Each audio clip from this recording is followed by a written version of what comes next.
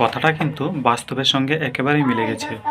এখনকার দিনের আরে বন্ধু রমেশ, আরে বন্ধু সুরেশ, আরে দেখ 50 টাকা দিয়ে সাইকেলটা কিনলাম, 50 টাকা। বাহ, খুব সুন্দর হয়েছে সাইকেলটা। তুই একটা নিয়ে রে। না না, এই যে জমিটা দেখছিস, হ্যাঁ, আমিও 50 টাকা দিয়ে জমিটা নিলাম আমার পরের প্রজন্মের জন্য।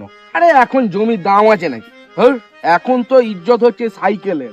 একটা সাইকেল কেন, একটা সমাজে ইজ্জত থাকবে।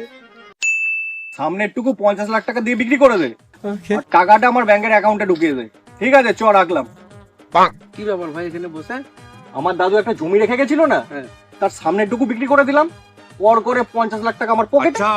তোর দাদুর মতো আমার দাদু যদি ওখানে একটা জমি রেখে যেত, আজকে ওই 50 লাখ টাকাও তো আমার হতো। কোথাও কিছু নেই, এই ভাঙা সাইকেলটাকে আমার দাদু রেখে গেছে। ভালো তো, তোর দাদুর পুরনো সাইকেল তুই চালাচ্ছিস, সম্মান দিচ্ছিস। সম্মানের নিকুচি করেছে রে।